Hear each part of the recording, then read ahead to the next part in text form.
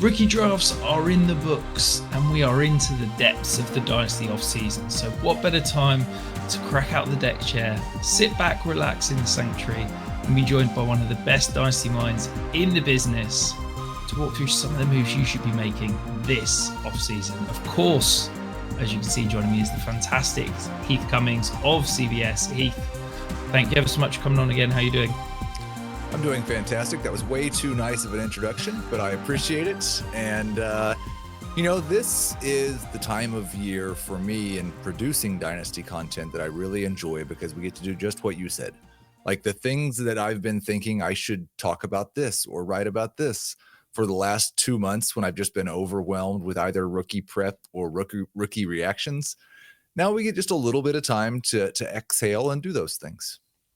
Yeah, absolutely. And I think, we can talk about rookie rankings till we're blue in the face. We can talk about trade values, buy, sells, whatever.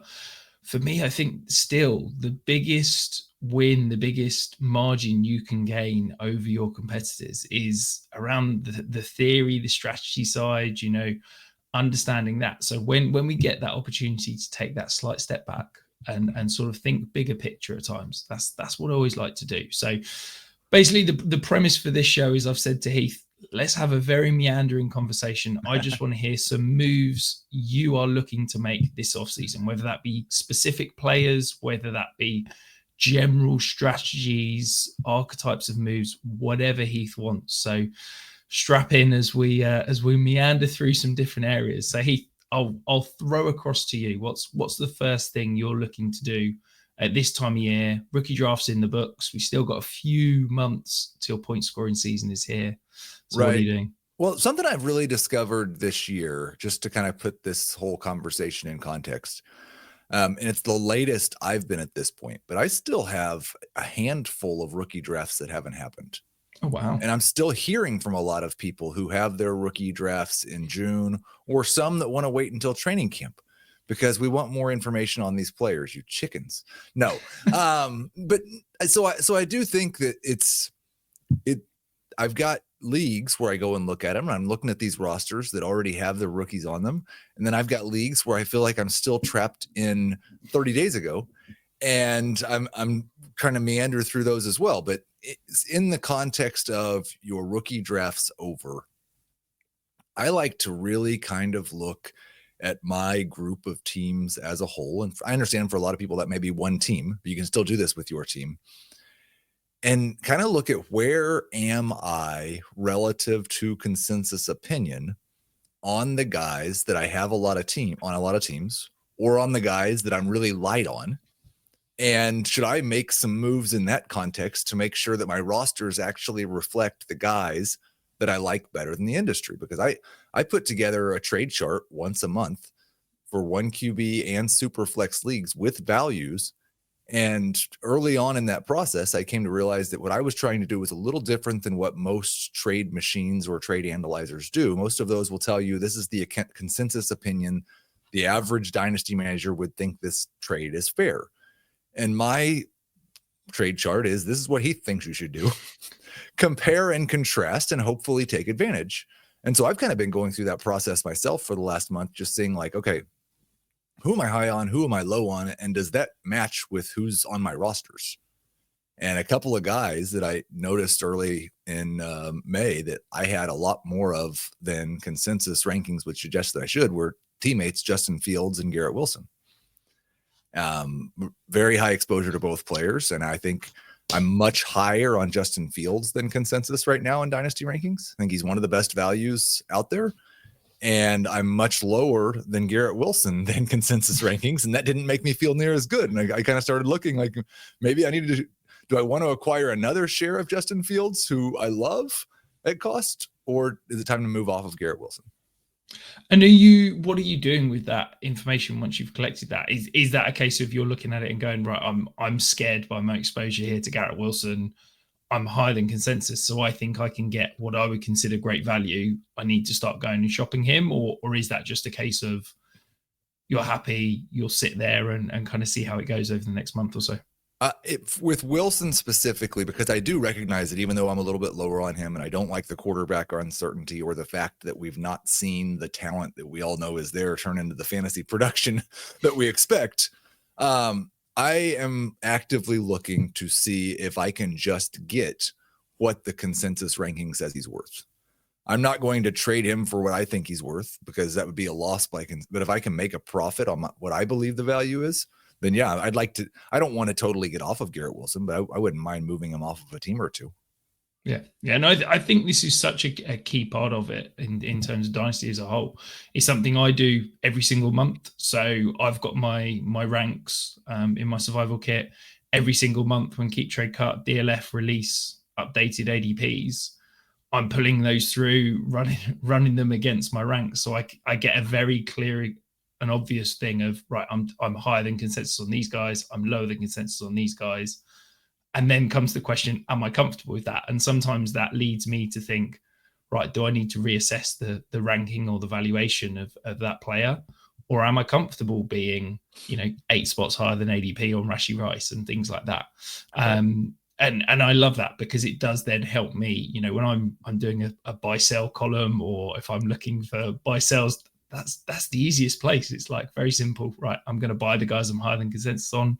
I'm going to sell the guys I'm lower than consensus on. And it's, it's really nice. I guess for the most people watching this, most people listening, obviously they're not producing their own ranks. Right. So that makes that slightly harder. But I still think you can do that, isn't it? Find whether it's a case of you're following an expert that you trust their rankings implicitly, whether that's you just want to sit down and jot through, these are the guys that I'm comfortable in this range. I still think you can compare an expert's rankings or your own personal rankings versus consensus. And I think one thing it helps to do also is we all have opinions on players that sometimes get fixed, and the consensus ranking moves all over the place. And so a prime example is a guy like James Cook, who I really loved going into last year because he was undervalued. And James Cook's value's gone up exponentially. He had a great year. That worked out well. But now I find myself lower than consensus on James Cook, even though my opinion of him is very, very, very similar. Yeah. And so I'm exactly the same with Dallas Goedert at the moment in terms of I feel like for the last 5 years I've been lower than consensus on Dallas Goedert. And then I this offseason, he's like ranked outside the top 20 in Dynasty tight ends. And I'm like, there's so many players that I wouldn't take over him that are going ahead of him in consensus rankings. And yeah, I'm sort of been scratching my head looking at it. And I've done about 3 different deep dives on him going, am I missing something here for him to be valued as a tight end 3 in some circles? But no, I'm comfortable and happy where I've got him as such. Yeah, so I think even if you don't have your own rankings, you can still kind of keep track on a monthly or maybe quarterly basis if you're not quite as crazy as you and I are, and just check in on like where have the big swings happened in perceived value, and do I think those are justified, or are people just catching up and now passing me on players, and how can you take advantage of that? And I think this is where, look, I can't stand Keep Trade Cut as a value proposition, as a trade evaluator. It drives me mad. But actually, the one useful thing is the little charts that show the rise and fall in value. That's quite nice because that gives you something you can change. If there's a piece of media analysis, a report, a 1 second clip from training camp that goes out and suddenly a guy's value spikes, to me, that gives you some action that you can then enact and put into practice as such. So I do like that thing on Keep Trade Cut as such. And then I think probably the second thing that I do this time of year is I want to really, and I think it's John Bosch who will go in and put like a Y or an N next to his team name in every league, or maybe it's a C and an R for contending and rebuilding. But he just I agree with him. Like, I would like to know going into each year, I'm contending or rebuilding. And then I want to evaluate the players and picks that I have control of and ask if those work with that pursuit.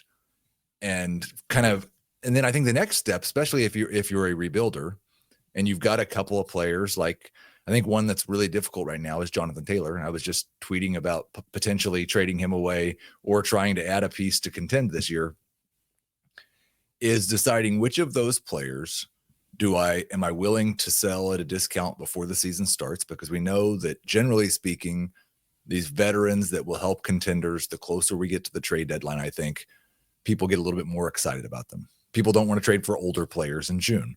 Yeah. But which of these players do I just need to get off my roster? And I'm okay taking a bit of a haircut on before the season starts because something could go wrong week 1 and I could lose a bunch of value. And which of these players am I okay writing it out and trying to see if I can get more week 6, week 8, week 10? Yeah, absolutely. I think it's something I like to do. I use a traffic light system just because that's I basically use traffic lights for everything in Dynasty. But yeah, it's very simple. Green is contending, red is rebuilding, and orange is somewhere in the middle that I've not quite decided which way I'm going. And maybe I can pivot now, or do I wait till week 3, week 4, and then make the pivot? But yeah, I think it's so key to, whether, as you said at the top, it's one Dynasty league, whether it's 15, whether it's 150, but you need to know where you're at in every single league, because the moves you'll make, the type of moves you'll make, the proactiveness in those leagues differs massively depending on what you're doing. And if you're not evaluating that roster, and it's not just a case of going, yeah, I've got a good team. I think you need to actually work through it. And I use a traffic light system again to evaluate my roster, where I'm saying every single position on my roster, so what I class as my squad, so it's my starting lineup plus one backup for each position. I say, am I green is better than the consensus? So, if it's my QB1, if I've got a top 4 quarterback, that means I'm better than average, so I'm green. If I've got a quarterback that I've got ranked 5 to 8, that means I'm average. If I've got a quarterback that's ranked 9 or below, that's red. And I'll do that for every position on my squad. And then I look at the end and say, truly, analytically, is this roster better than average or worse than average? And that helps me then decide what to do with that. I appreciate that's very in depth, so you can do it a little bit less in depth. Well, but I've got that brings a question in my head actually for you, because I think that's a great idea. One thing I struggle with when I'm doing that is, are you just looking when you're doing the green, yellow, red at 2025 at this point? Because like Caleb Williams, I think some people would say is a yellow at worst Dynasty quarterback, but based on what we know right now, you probably have to view him as a red for 2025, which is when the contending is. Yeah, so this is where, and it's funny because I put out a video, I think probably 2 years ago, walking people through this process. So it's a 2-step process. So there's ranking, and then there's basically age profile. So that takes into account age, contract situation, the surrounding situation, and if it's a quarterback, what are the receivers, what's the offensive play caller like, that kind of thing. And what's the longevity of that? So it's a 2-tiered step of what's their ranking and where they're going. I think that's how I view the whole roster. But I get what you're saying. You could look at a roster that's got, I don't know, Alvin Kamara, Joe Mixon, Derrick Henry, Mike Evans, Tyreek Hill, and it's all in. If you're using Dynasty rankings, it's all going to be red, isn't it? But actually, for 2025, that's probably a contending team that's then going to fall off a cliff very quickly. So I have one of those. You get that, and I think as long as you know that, I think it's a great place to be, isn't it? Because you can start collecting future draft capital. You can start saying, right, I'm too far in with this roster to pivot and rebuild now. I think I can win this year. But you need to know that cliff is coming, don't you? And so not trade those future assets. And yeah, you might well win a title this year, but equally you could end up with a top 2 pick if everyone gets injured. It all kind of blows up. And I think that process, much less in depth, because I don't want people to think that I wouldn't do this with every other team in the league, but I do this time of year scour other people's rosters for, not, like I said, not the red, yellow, green, not the, are they a contender, but do they have pieces that don't fit? Do you find a Ken Walker or a Jonathan Taylor on a team that's just simply not going to have any chance of winning this year? Or do you find is there a team that's a contender that has a glaring hole in one spot that I might be able to fill? A lot of times I feel like I might be in June paying more attention to some people in my league's rosters than they are, but I might have to tell them, hey, look, it looks like you're not a contender and you're carrying this player who might not be good when you are a contender. You want to move him for some picks? You want to move him for some younger players? Stuff like that. Yeah. And I think also just ask people. I think it's funny. People will quite happily give up leverage in trades and things like that without even realizing it. Because if you just, drop a DM to that person saying, this league, what's your thoughts on your roster? What are you looking to do? If they're willing to tell you, then immediately they hand leverage to you. You can start working with them. Not everyone's going to sit there and say, yeah, I'm blowing it up. I don't think I can rebuild, but I can guarantee you they'll give you some useful information that you can then, as you said, start looking for those moves that don't quite work and try to make those attacks. So I've got one of those yellow or orange, or maybe orange moving to red rosters. And I actually sent one of my podcast hosts a text 3 hours ago and just said, would you rather, because it's a game we play on our podcast, so we play some would you rather. So would you rather trade me picks for Jonathan Taylor and Justin Fields? Or would you rather trade me Ken Walker and Tank Bigsby for 2026 picks? And I knew which one I thought he should do, but I just wanted to see, like, where are you at? Which of these things sounds more appealing to you? Maybe it will help me choose a direction for next year also.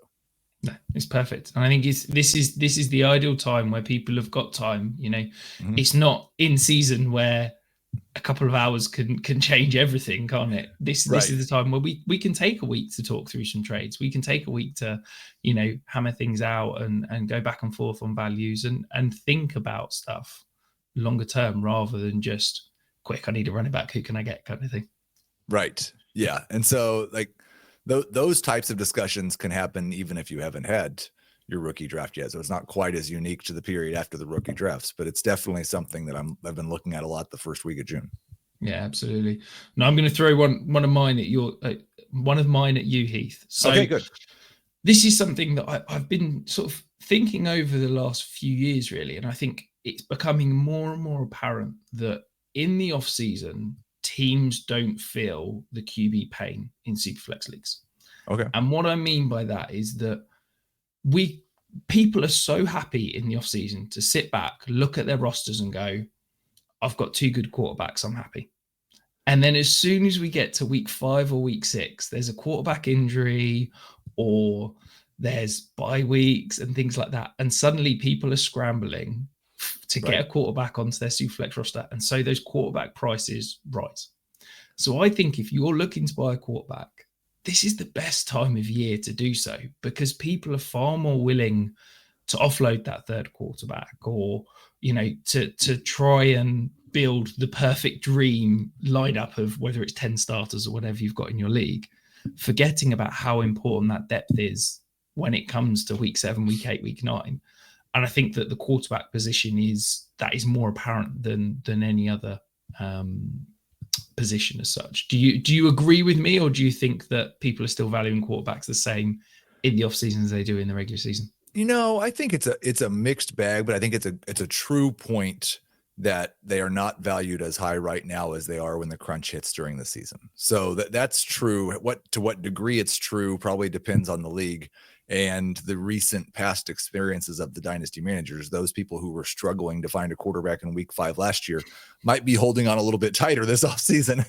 But no, I think it's true. And it's even more true with lower, what our guys are perceived as lower ceiling quarterbacks. Yeah. I think I've really seen it even with younger guys like Brock Purdy and Jordan Love. I think a down year in fantasy production, and now this time of year, those guys are a lot cheaper than they should be.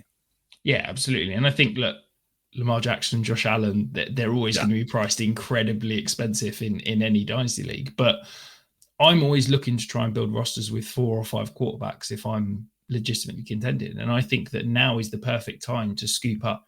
I mean, I did an article on a podcast on Dak Prescott, and his value in dynasty circles is absolutely wild to me. QB 19 in ADP is absolutely insane. But if I can go and get, the likes of Geno Smith or Matthew Stafford, Tua, those sort of guys you can buy so much cheaper now.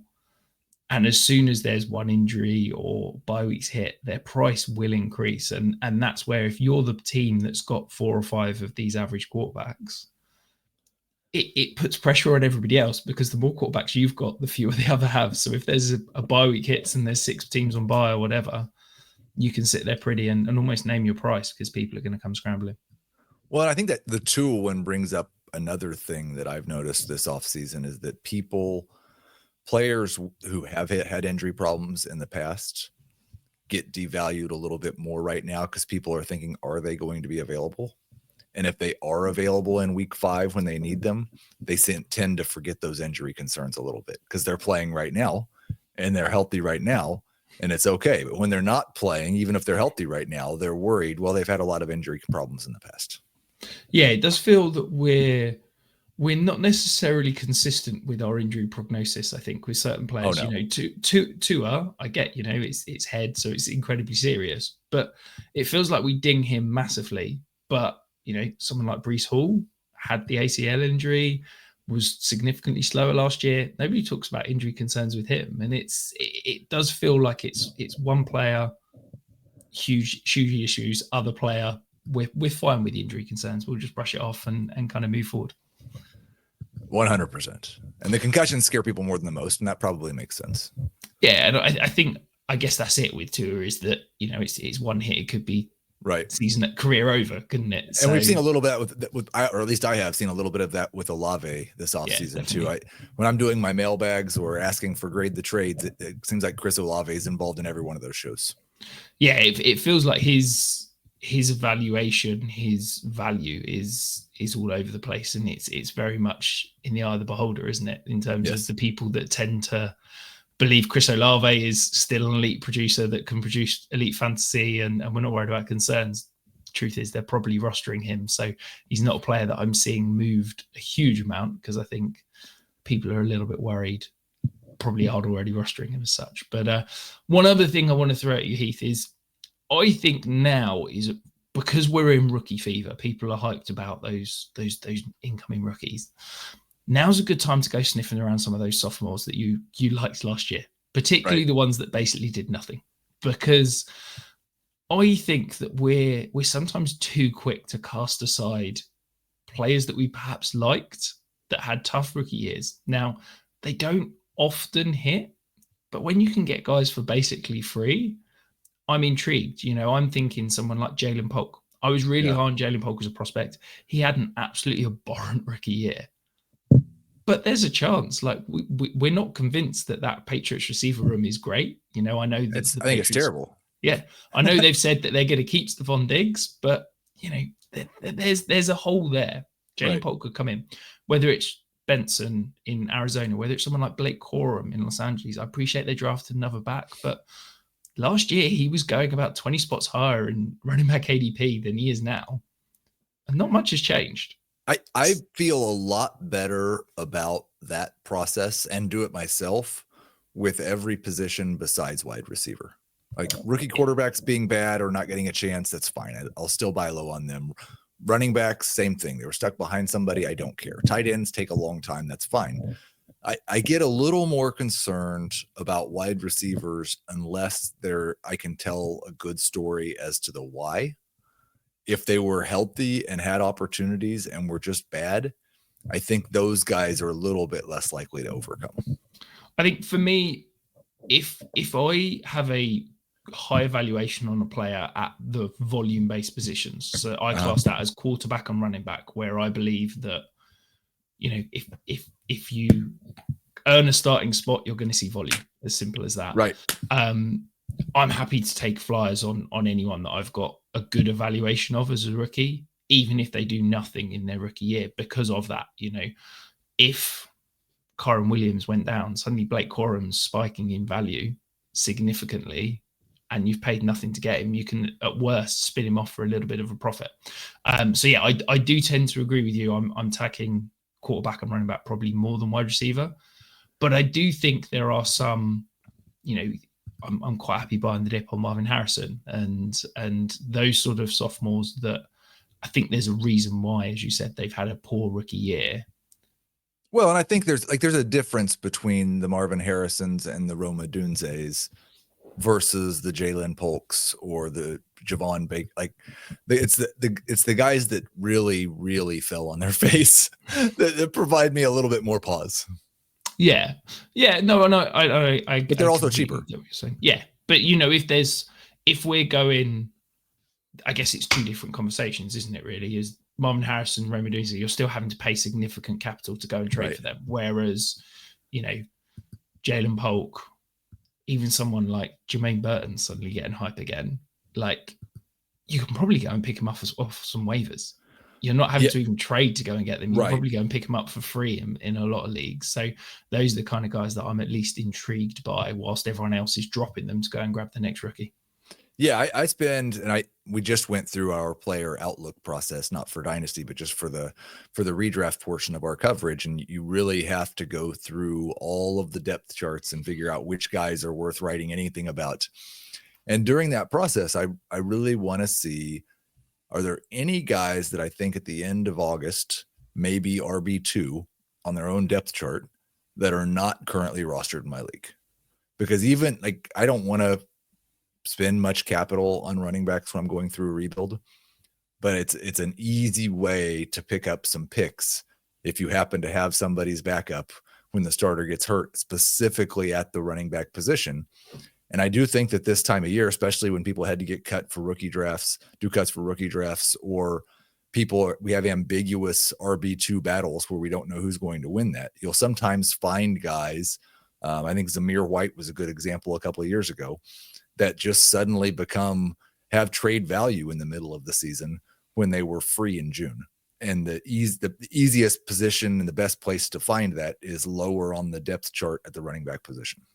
Yeah, I think this is a great point, and probably something I think we should talk a little bit more and spend a little bit more time on, is that I was asked the other day actually by a member. They were saying that they're rebuilding their team. They know that the shelf life on running backs is short. So what they've done is they've traded away every single running back off their roster. They've not got any. And they're just targeting wide receivers and quarterbacks. And I said, my kind of response to that was like, I get the idea, and I wouldn't want to place any significant capital in the running back position if I'm rebuilding. But actually, I probably want to flip that, and I want to roster 6 maybe higher value wide receivers, and then I don't want any depth wide receivers. All I want, I would spend 10 to 15 roster spots on, as you said, those free running backs that you can pick up off waivers, because if one of them walks in, an injury walks into a starting role, you can sell him for a second. You can't do that with wide receivers because we don't get that same kind of handcuff nature. So I think when you are rebuilding, I like the idea of clearing out the running back value from your roster, but then I would attack it in volume significantly. Would you agree? Yeah, and I think that even applies to rookie drafts. Like, you might, when you're rebuilding, want to lean more towards one of the wide receivers and the running backs. Maybe not this year because the running backs are so good, but early in your rookie drafts, you might want to draft more quarterbacks and wide receivers so they matter and they're still really valuable when you're good. But I think I get to round 3, I get to round 4. If I happen to go later, I want to get as many of the Jordan James, Trevor Etienne, like those types of guys. And I don't have much interest in the wide receivers. That same principle applies at the running back position. And there's a lot of guys who are not very expensive right now, who we may have even thought were good. You hit on a couple of them that were rookies last year, but even guys like Roschon Johnson, if something doesn't change in Chicago in the next 2 months, his value is going to go way up. And then if DeAndre Swift gets hurt for the 16th time, then his value is going to spike and you'll get that second. Yeah, absolutely. And I think if you're attacking it in volume and you're doing it the right way, it can help accelerate that rebuild. I always say that I don't think any rebuild should actively take longer than 12 months before you're looking to try and improve. And I think that that's the kind of move that you can do to help accelerate that, rather than just sitting there trying to lose games for 3 years. Because who enjoys that, quite frankly. Yeah, I find that that's kind of the pattern of most of my rebuilds. There's a tear down that first off season. There's 1 year where I don't have to try to lose because my team's just that awful. And then sometimes you either move into I might make the playoffs this year in year 2, or you have another bad year where you are, if it's allowed, intentionally tanking because you have some good players, but not enough to actually contend. But then by that, it shouldn't take more than 2 seasons of being bad before you're really good. And I'd rather it just take 1, and sometimes it does, but it's not always, especially if with deeper lineups, it's not always quite that quick. Yeah, absolutely. And I'm not saying you go from tearing it down to winning the league in 12 months. I'm just saying that I think it's that process of I'm not actively trying to lose now and kind of tank.